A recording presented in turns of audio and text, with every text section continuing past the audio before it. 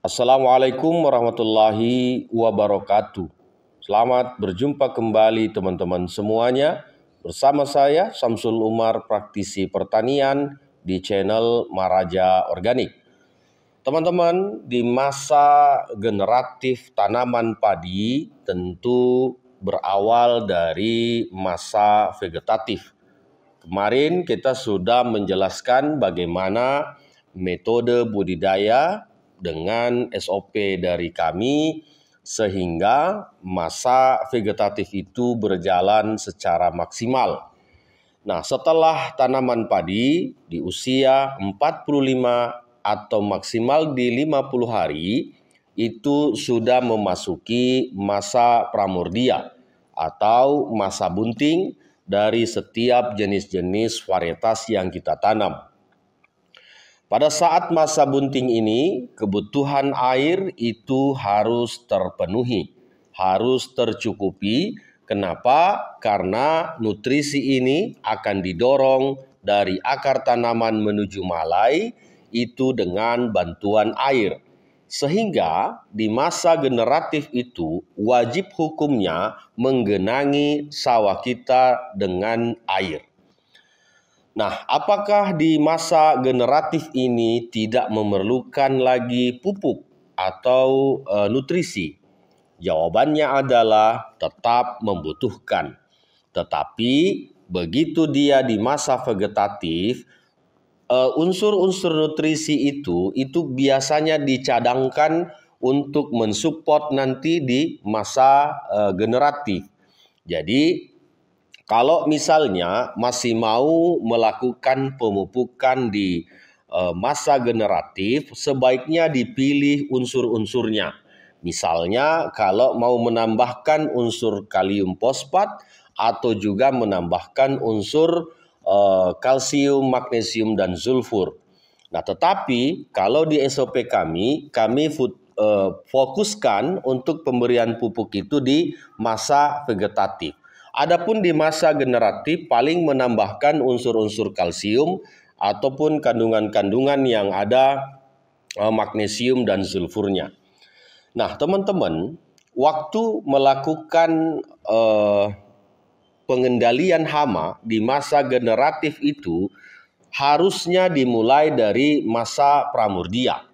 Kenapa demikian? Karena hama misalnya di beluk ataupun hama-hama wereng itu konsentrasinya masuk di masa pramordia. Sehingga jangan sampai malai padi kita itu putih duluan baru kita mencari pestisidanya. Karena proses dari malai itu putih itu tidak 1-2 hari. Itu diperlukan waktu sekitar 5-7 hari.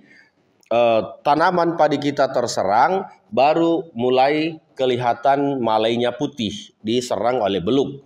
Nah, olehnya penggunaan pestisida nabati yang kami biasa sarankan pada masa generatif itu dimulai masa pramordia. Jadi mulai dari masa pramordia itu pengendalian hama ataupun penyakit itu harus terkonsentrasi. Dilakukan penyemprotannya pada sore hari, apalagi ketika padi kita atau malai padi kita itu sementara mau melakukan penyerbukan. Di biji padi itu, kalau dia di masa penyerbukan, itu biasa terbuka di pagi hari sampai jam 11 siang. Jadi putik ini masuk ke dalam malai padi kita sehingga nanti bisa menjadi bulir padi. Lah, tetapi kalau misalnya itu terkontaminasi dengan benda asing, baik air biasa ataupun pestisida ataupun pupuk, maka nanti malai padi ini tidak akan bernas atau biasanya wujudnya menjadi coklat seperti terserang sengatan walang sangit. Nah, itu bukan karena walang sangit, itu karena terkontaminasi. Jadi pada saat melakukan penyerbukan mungkin terjadi hujan atau kita lagi menyemprot pupuk atau menyemprot pestisida sehingga masuk ke dalam malai padi kita. Nah, itulah yang menyebabkan biasanya kuning atau biasa juga ada yang tidak berisi. Nah, teman-teman, Waktu melakukan pemupukan ataupun memberikan pengendalian pestisida itu di sore hari. Tepatnya dari jam 4 sampai jam 6 sore. Kenapa harus sore? Karena pada saat sore hari itu biji padi tadi yang terbuka itu tertutup kembali. Nah, sehingga aman kita melakukan pemupukan. Nah, teman-teman, dalam SOP kami itu memberikan nanozeolit ditambah dengan penggunaan pestisida nabati. Pestisida nabati yang kami formulasi itu semakin disemprot pada tanaman padi kita, semakin hijau daunnya. Daun padi di masa generatif itu tidak boleh kuning, tidak boleh cepat sekali menguning. Kenapa? Karena proses fotosintesis itu harus berjalan sampai malai padi itu terpenuhi semua. Jadi tiang benderanya itu harus hijau sampai pada proses pengisian malai ini sempurna. Karena kalau daun padi kita terlalu cepat dia menguning, maka pengisian malai itu pasti tidak akan maksimal. Kenapa? Karena pemasakan nutrisi itu ada pada daun.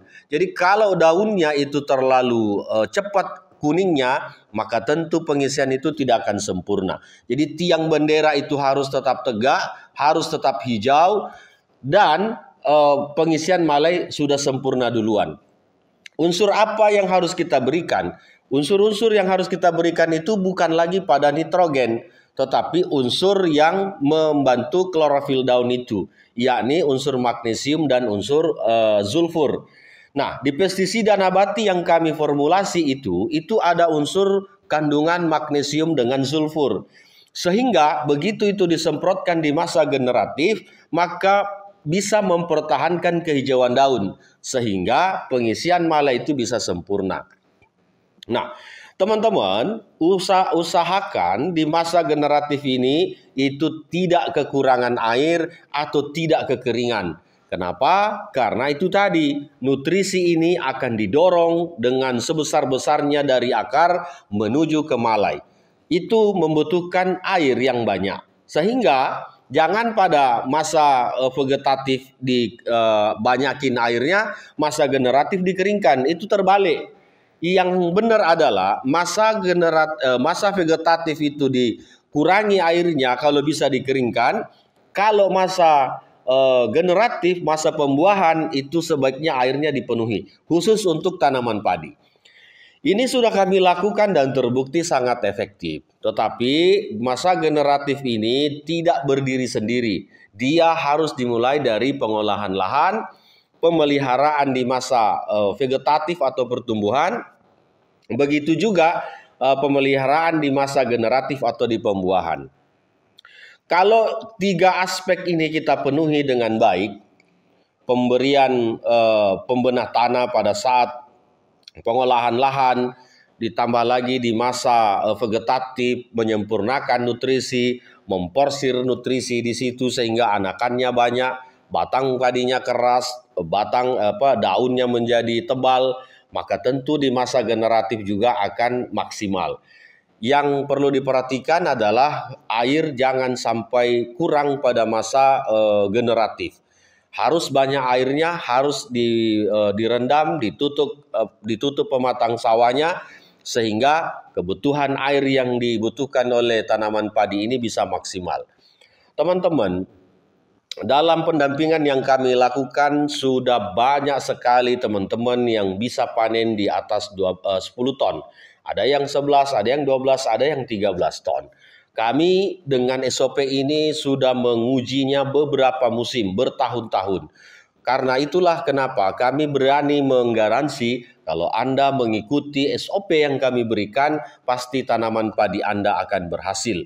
Kecuali ada La Nina, ada El Nino, ada keadaan cuaca, keadaan lingkungan yang tidak mendukung, itu pasti di luar dari SOP yang kami terapkan. Tetapi selama itu berjalan dengan baik, selama itu bisa dikontrol dengan baik, baik dari segi pengendalian hamanya, tikus, wereng, sundep, beluk, walang sangit,